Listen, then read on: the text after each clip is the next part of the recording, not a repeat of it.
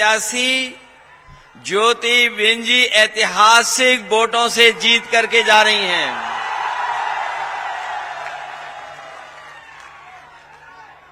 और केवल आपको अब मतदान करना है, वो भी पूरी सावधानी के साथ। मतदान के समय पर पूरी सावधानी। बस अब डॉक्टर ज्योति बेन जी को सर्टिफिकेट लेना है। और ये बात मैं इसलिए भी कह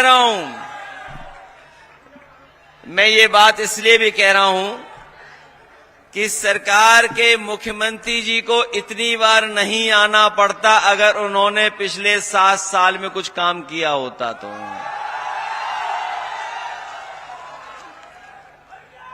7 साल।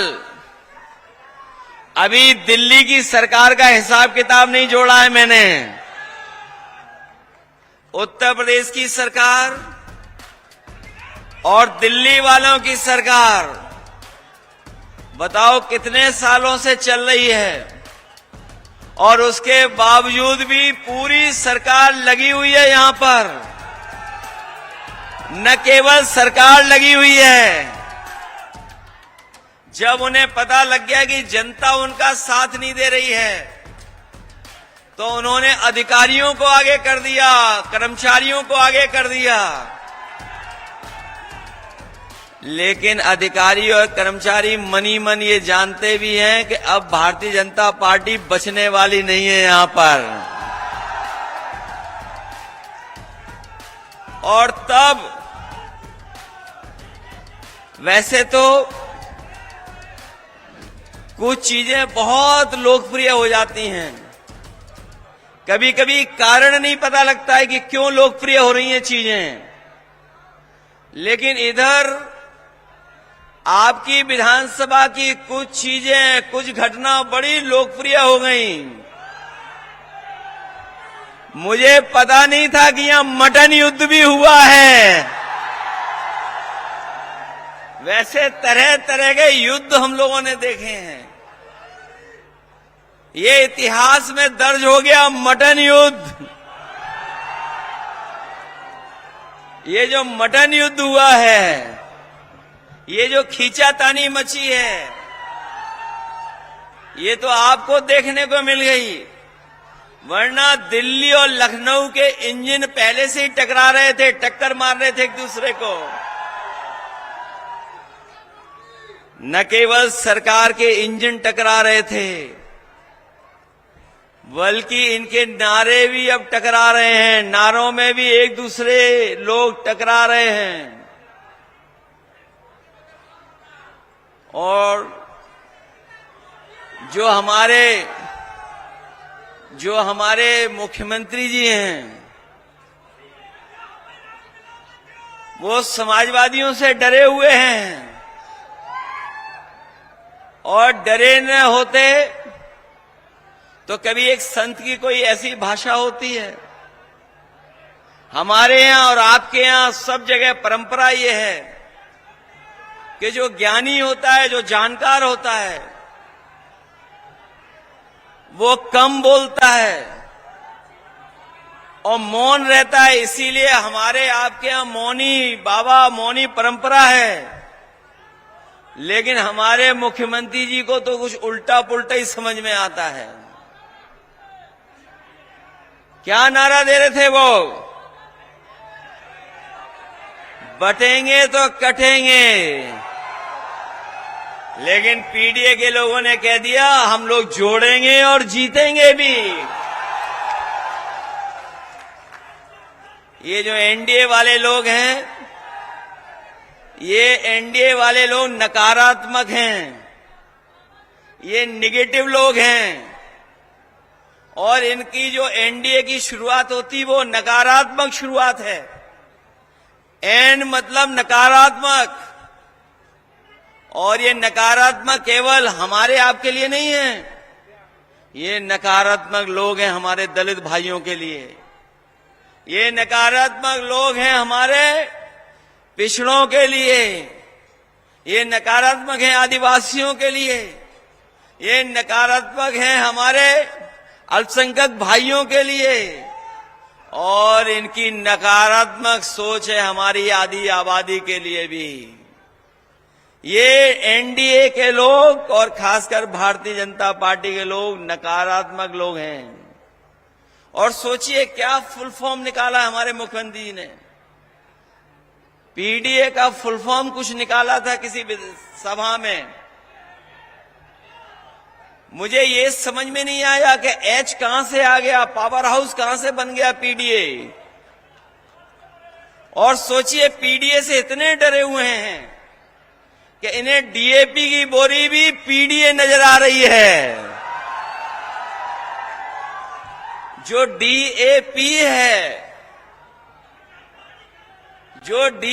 है वो भी इन्हें पीडीए नजर आ रहा है। सोचो आप, इतने घबराए हुए हैं।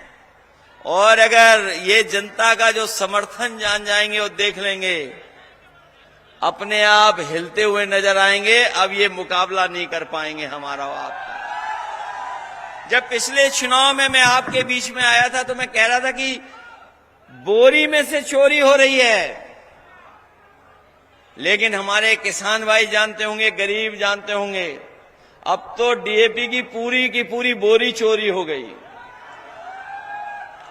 कहीं डीएपी मिल रही हो किसानों को तो बताओ हमें।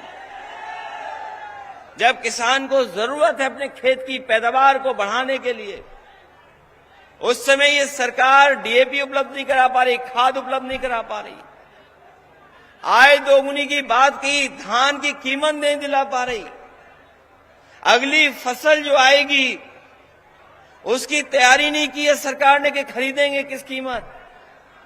और क्या कहते हैं कि हम $1 ट्रिलियन इकोनॉमी बनाएंगे। हमारे मिर्जापुर के साथियों, ये 1 ट्रिलियन इसलिए अंग्रेजी में बोल रहे हैं जिसको आपको समझ में नहीं आए। ये 1 ट्रिलियन कोई नहीं समझता कि 1 ट्रिलियन क्या है। इसीलिए वो कह रहे हैं हम 1 ट्रिलियन की अर्थव्यवस्था बनाएंगे। और क्या कहते हैं कि कानून व्यवस्था के सवाल पर हम जीरो टॉलरेंस है, हमारी जीरो टॉलरेंस है। इनकी जो जीरो टॉलरेंस है कानून व्यवस्था, वो पूरी जीरो हो गई। पहले तो आपको पता होगा कि पुलिस चोर बदमाशों को पकड़ती थी। इधर आपने बनारस में देखा होगा पुलिस को पकड़ रही है। और बलिया गाजीपुर वाले भी जानते होंगे, एक बड़ा अधिकारी भेजना पड़ा तब पुलिस पकड़ी गई। वहां रंगे हाथों पकड़े गए। और जब बनारस में पकड़े गए तो हम लोगों ने जब सवाल खड़ा किया तो उन्होंने कहा कि ऐसी कोई घटना नहीं हुई। हम अपने खोजी पत्रकार साथियों का धन्यवाद देना चाहते हैं कि वो भी सीसीटीवी का कैमरे का खोज करके ले आए और दिखा दिया कि एक पुलिस के अधिकारी बड़ा बक्सा लेकर के जा रहे थे। बाद में कार्रवाई करनी पड़ी। और सच्चाई तो ये है कि इतनी लूट कभी किसी सरकार में नहीं हुई होगी जितनी लूट इस सरकार में हो रही है। जब 100 नंबर बनाया गया था पुलिस के लिए तो इसलिए बनाया गया था कि गांव गरीब दूर दराज जो रह रहा है, अगर संकट और परेशानी में है तो वो अगर फोन मिलाएगा तो पुलिस उसके पास पहुंच करके मदद करेगी। लेकिन सरकार ने जब से 100 से 112 किया है, अपनी पुलिस ने भी रेट बढ़ा लिया है। और अब ये 100 नंबर 112 मदद नहीं कर रही है, दोनों पार्टियों को उठा करके थाने में ले आ जाने और तब जाकर के हिसाब किताब हो रहा है थाने में जाकर के। सोचो ये स्थिति पैदा हो गई। और यही नहीं, आप आंकड़े निकाल करके देख लीजिए, हमारी बहनों ने, हमारी माताओं ने इतना कभी आत्मदाह के लिए लखनऊ नहीं जाना पड़ा होगा। लखनऊ में मुख्यमंत्री जी को खुद नई एक टीम तैयारी करनी पड़ गई। एक नई टीम तैयार की है कि जिससे कोई आत्मदाह करने लखनऊ में ना आ जाए। कहीं न्याय नहीं मिल रहा है, कहीं किसी की सुनवाई नहीं। और इसलिए आप आंकड़े निकाल लेना, सबसे ज्यादा आत्मदाह करने बेटियां या महिलाएं कहीं गई हैं तो लखनऊ में जाकर के मुख्यमंत्री आवास के सामने न्याय मांगने गई हैं। इसलिए हम इस समय पर आपसे, क्योंकि बहुत देर हो गई, हम लोगों को बहुत दूर जाना भी है, वापस फिर जाना है। मैं कहां से चलता हुआ आ रहा हूं और मैं इसलिए चल करके आया, और मैं चल के आता भी, कोई भी रुकावट पैदा होती, लेकिन तब भी मैं आपके बीच में आता और अपनी बहन के लिए वोट मांगने आता। इसलिए समाजवादी साथियों, मैं आप सबसे अपील करने आया हूं। वैसे तो अगर हम प्रतिशत के हिसाब से चुनाव का परिणाम जाने तो 100% इस बार समाजवादी पार्टी बाई इलेक्शन जीतने जा रही है। और अगर गिनती के हिसाब से हम लोग हिसाब किताब लगाएं तो 9 में से 9 सीटें हम लोग जीतने जा रहे हैं। इसीलिए आपने देखा होगा कि घबराए हुए लोग हैं, सरकार वाले घबराए हुए लोग हैं। उन्हें समझ में नहीं आ रहा कि रास्ता क्या निकालें। जिन्हें सरकार चलानी चाहिए थी, जिन्हें सरकार चलानी चाहिए थी, वो बुलडोजर चला रहे थे। और ये पहली बार हुआ होगा इतिहास में कि जहां पर सुप्रीम कोर्ट ने, न्यायालय ने बुलडोजर को गैराज में खड़ा कर दिया।